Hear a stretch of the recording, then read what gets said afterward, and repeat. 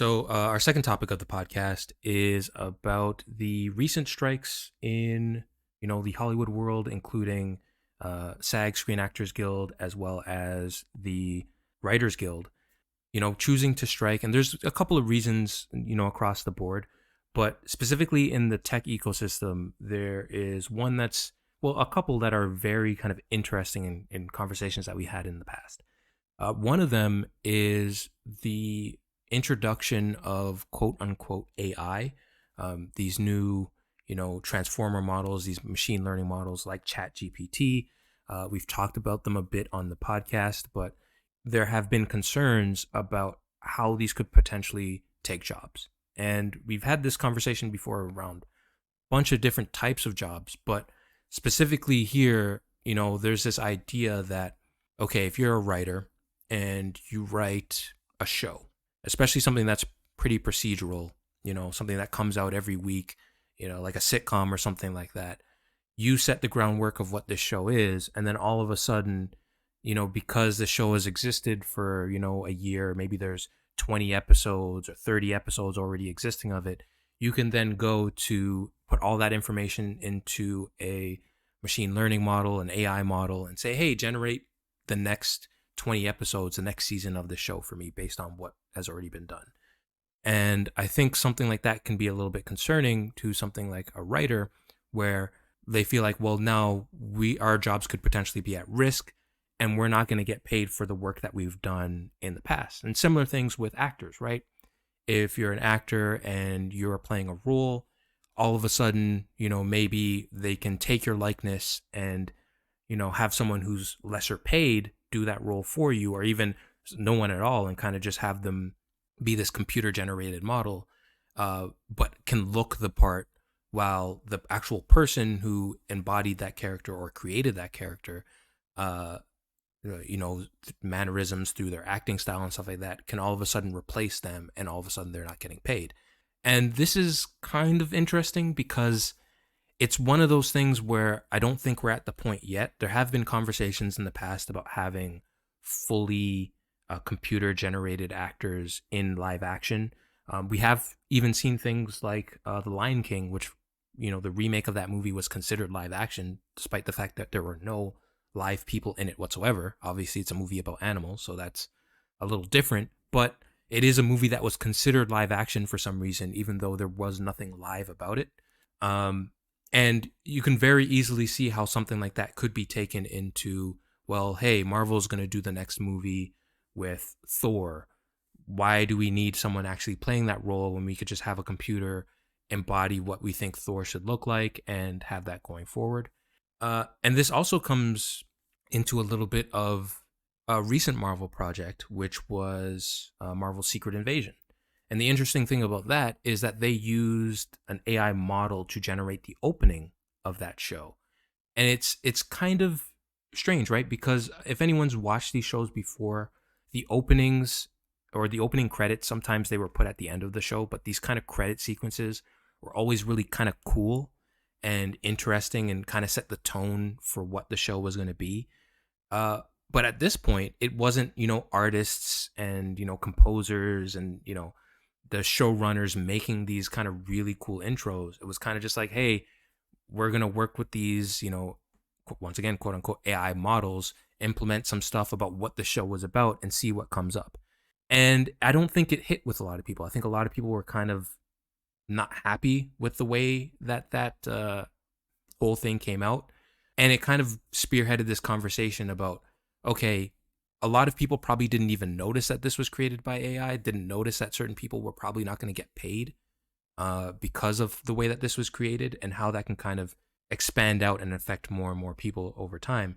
But yeah, it's just an interesting thing right now. These are just a small part of the negotiations of both, the Screen Actors Guild and the Writers Guild, kind of negotiating how to navigate into the future of how these products are being made.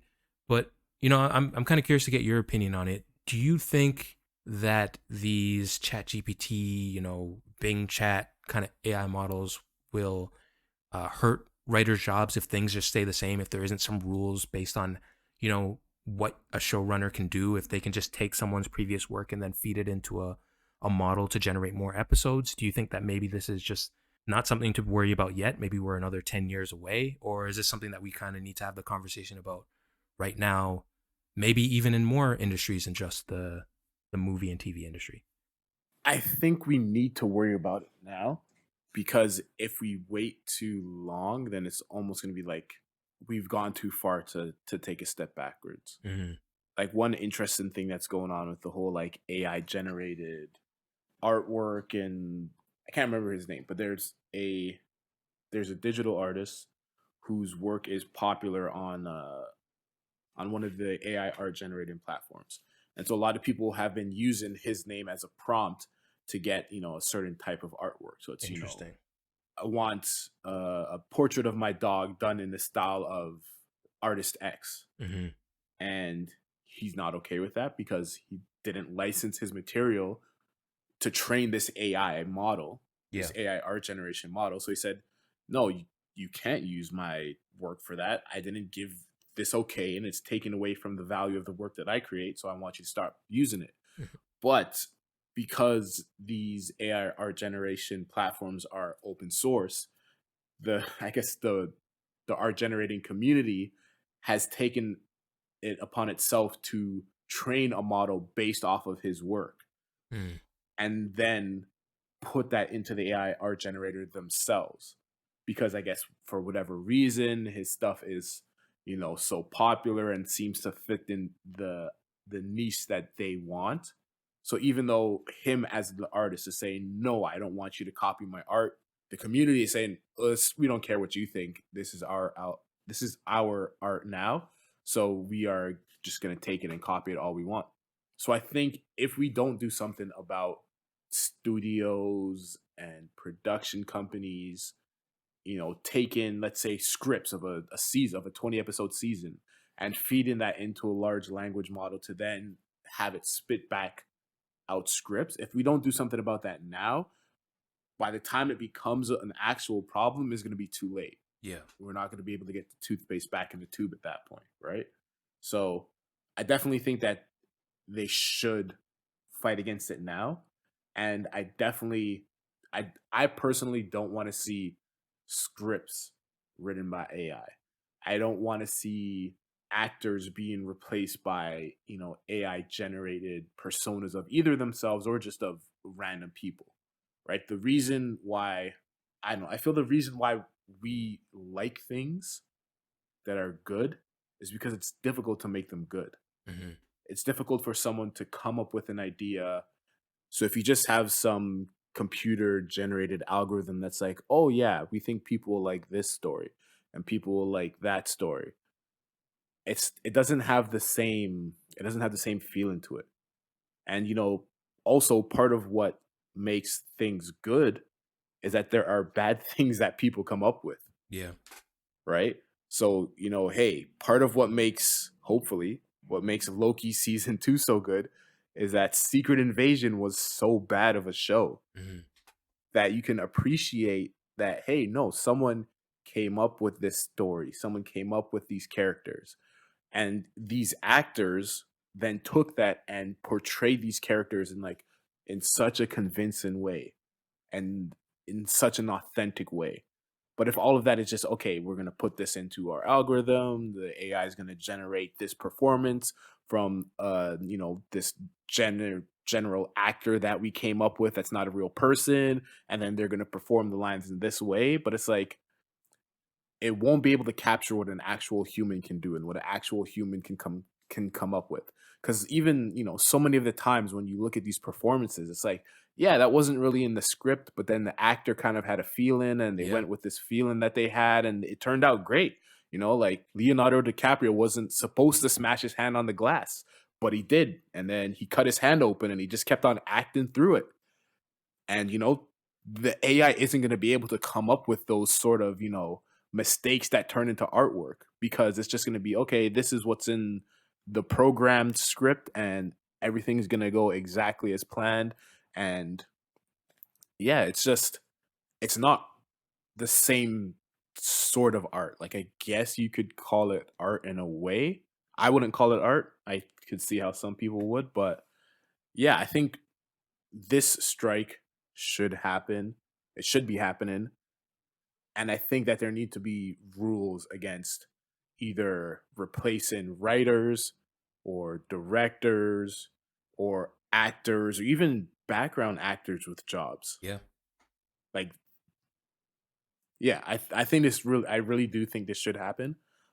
But I guess what are your thoughts on it? What are your thoughts on, possibly AI generated scripts and stories and even, like acting performances? Yeah, I personally can't stand the idea. I think it's a crappy idea, and it's to me it seems more about how you can save as much money as possible as opposed to how you're going to make something good.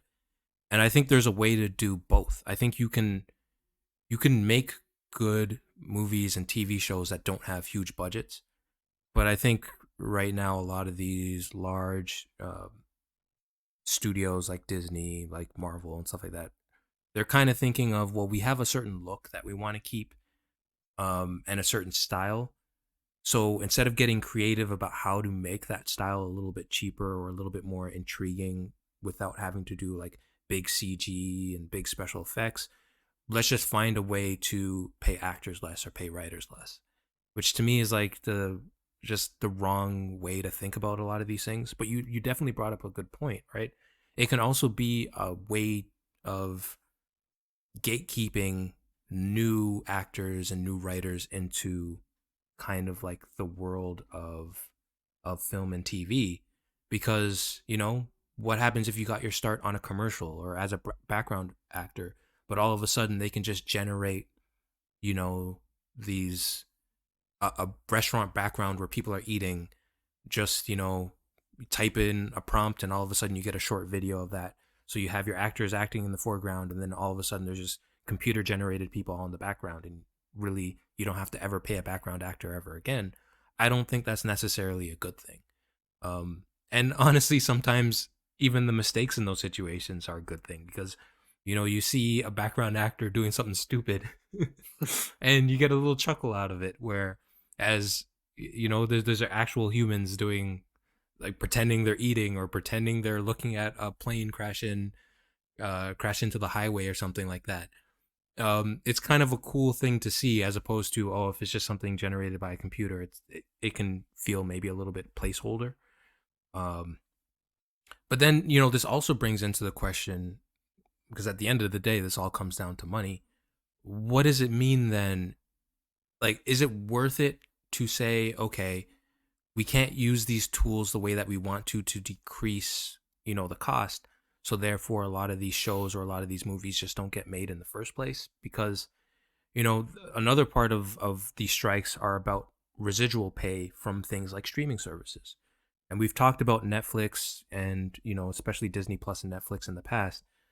Netflix raising prices, Disney Plus, maybe not getting the subscriber account amounts that they want, not making as much money off of these really high budget shows that they might want. If it comes down to the point where, okay, no, we actually have to pay writers and we have to pay actors what they deserve. If the result of that is all of a sudden, okay, instead of paying a writer once, every time an episode comes out, we actually have to pay those writers, or every time someone streams an episode, we kind of have to pay. This is very similar to the conversation that was had with Spotify in the past, when Spotify wasn't paying really for people listening to a song over and over again. And that kind of had to be, hashed out to the point where, no, these artists do need to get paid for the fact that, people are listening to their songs multiple times. Maybe, people who really are really big fans of The Office and they're streaming it, they should get a similar deal to what happens if that show was just watched on, a traditional cable network in syndication, right? You get residuals. But if that comes in and then they say, well, okay, fine, we're just not going to create any new shows and Disney Plus isn't going to exist anymore because we don't think it's viable. Do you think that's like a reasonable argument if you're like Disney saying, hey, this stuff isn't sustainable. We can't make more of these these Marvel shows if, we don't have the ability of using AI to supplement our costs? Or do you think, hey, maybe just make less projects and, focus on making them the best quality that they can be, as opposed to the quantity that they're doing right now. I don't know. Do you think there's a middle ground there? I think it's gonna mean less projects Mm, from the Disneys, from the Netflixes. And I think, yeah, maybe it means, okay, we have to really focus on, I mean, it's hard to say what's gonna be a hit, really, right? Until you make it and put it out. yeah. But hopefully that means, okay, less projects, but more high quality projects. Because I mean, at one point with Disney, it was like every month or every other month there was a new series that started. Yeah. And it's, a bunch of ancillary characters that not everyone was interested in. And but it's, it's good for those characters and it's good for those actors. But if you're spending the same sort of budget on those that you're spending on like your Lokis and your WandaVisions, and it's like, all right, maybe you got to rebalance how much you're spending on those. And maybe that means, okay, you don't have as much CGI, but then maybe there's more practical special effects, Yeah. right? But then another thing, and it's funny that you bring up Spotify. The interesting thing about how Spotify works, or I guess any music streaming works really, is it's the artists, the labels, they make the music and then they bring it to Spotify to stream. Yes. Good point. So, I mean, aside from podcasts, right? It's not like Spotify is paying Drake to make his album or paying, Pink to make her album or Rihanna to make. No, like these artists are creating their own work and then Spotify is just a platform where they stream it on. Hmm. So you know, maybe what this leads to is, yes, companies like Disney and Netflix are more selective with the things that they put money into.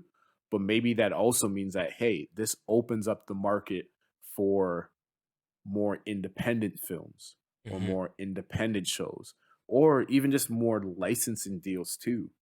And then if they're, I think part of what goes on too is with these streamers is they're not 100% honest with what kind of numbers these shows are doing, That's a good point. right? So maybe if it's like, hey, The Office, instead of paying you, I can't even remember how much, like 100 million or something, to license your show for X amount of years, we're just gonna pay you friggin' 1/100th of a cent for every stream that you get. Hmm. So then you get your royalties, we get our watch time, and then everybody, quote unquote, wins because you want your royalties, your writers want to get paid their royalties, your actors want to get paid their royalties. All right, we'll tell you how much people are streaming it, and then you'll get a cut based off of that. So I think maybe that's what this starts to lead to more. Maybe, okay, at that point, then maybe you start to see more shows like The Office, like Seinfeld, like Curb Your Enthusiasm on these streamers instead of, okay, 1 month you're on Netflix and then 1 month you're on HBO Max and then 1 month you're on Disney Plus. Instead of them hopping around, maybe it's just we're gonna put it on all the platforms, just like you can get a Drake album on any platform, any music platform, Yeah. right? So maybe it's okay, you can get Seinfeld on any platform you want. You can choose where you watch it, but you don't get that $100 million exclusively on Netflix price tag, but it's just you get paid based on how many people want to watch it. And that's just what it is. That's And then you don't have to worry about royalties and any of that. that's a really, really good point. Uh, because one, that would be great for consumers. Now they'll Yeah. have more choice of where they could watch what they want to watch, similar to cable packages. We don't need like four different subscriptions for watching TV shows. 100%. But then it also begs the question, okay, if I am one of the very talented people who created Stranger Things and continue to make it like this really amazing um, TV show that differentiated Netflix from all the other streaming services out there and made it a destination kind of subscriber, this is where you want to subscribe because you want to watch shows like this. If now all of a sudden these creators, these writers, these actors are getting residuals from consistent watching, even though it was funded by Netflix from the beginning, does that then make more incentive to put money behind stuff that's good rather than maybe the Disney Plus model and I guess the Netflix model as well of let's just make as many things as we can, regardless of whether or not the scripts are good or, you know, the ideas around it are the ideas that we want to do. We just want to make more because more content means more money. Maybe it comes to the point where better content means more money. And if you actually, reward the writers and the actors for and the directors and everyone involved for making that better content, maybe that's then what makes these services better and more uh, profitable. I don't know, but it's definitely a weird situation overall. I mean, I guess my final question to you is I know you've liked Stranger Things and there's one more season coming out. Has there been anything on Disney Plus, in your opinion, that has reached the level of what Stranger Things has done on Netflix? Or do you think maybe they just haven't reached that point yet and maybe or do you think that maybe they have multiple projects that have been as good quality and as good writing and as fun for you to watch as what Stranger Things has been for Netflix? Not the same level, Mm-hmm. just because what there's been what 3 seasons, are coming out with their fourth, right? Or is it no? They've done four and they're For coming out with five. fifth, yeah. Not to the same level, and also, uh, okay. I'm thinking just off of the MCU stuff. Mm-hmm. So I'm thinking the only thing that I really, really liked from the MCU was Loki and WandaVision. Mm-hmm. Everything outside of that, I was like, okay, it was entertaining. It was a good way to pass the time. Yeah. But other than that, I couldn't be bothered with it. Like, I've rewatched the first season of Loki a few times, but it's also because it's only 6 episodes, Yeah. right? If it was longer, if it was 12 episodes at least, then I'd say, okay, now you're getting into Stranger Things territory. Because then, like, yeah, it's a great story for 6 episodes, but you just need more time and more episodes to be able to really invest in the characters and really, follow the stories of the characters. Mm-hmm. But when we're talking about Disney Plus, that includes Star Wars also, right? So obviously the huge back catalog of Star Wars, whether it's Clone Wars, whether it's Rebels, but when we talk about Andor, Mm. right? Andor was great. I would say, I mean, I'm biased because Star Wars fan, Yeah. but I definitely enjoyed Andor a lot. And I think, okay, hopefully, when we get to the 5th season of Andor, if we get to that, Yeah. maybe people are as invested as they are in Stranger Things, right? Ahsoka's about to come out. I am very much looking forward to that too. Mm-hmm. I have a feeling, I hope it's going to be great. I think it's going to be great, but we'll have to wait and see once it actually comes out. But I would say Disney Plus as a whole is coming out with stuff that I think is getting people, hooked to their platforms or to their stories or to the characters that they create. Disney Plus as a whole, yes, is. Mm-hmm. Netflix with Stranger Things is like they just hit it out of the park. Yeah.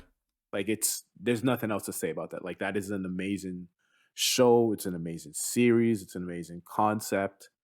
Will they be able to do another one of those? I mean, time will tell. Maybe the same, showrunners and writers and directors that they tasked with Stranger Things will then go on and create something else for Netflix, or maybe even go on and create something for another streaming platform. But yeah, I think Disney Plus definitely has a potential. But yeah, maybe that means, okay, if we have to pay residuals to our writers and our directors and our actors, then maybe we don't make as many, Secret Invasions or She-Hulks, and maybe we make more Lokis and more Andors. Mm-hmm. And if that's what that means, then yeah, great. I would much rather have a drought of Disney shows if it meant that I could get, another season of Andor quicker because they're not wasting time on She-Hulk season 2 and Miss Marvel and the Falcon and the Winter Soldier, like good characters, Hmm. but like just and Hawkeye, we don't need that. I mean, Give me more Loki, give me more WandaVision. Even there's probably not gonna be WandaVision. Give me more Andor. That's what I want to see.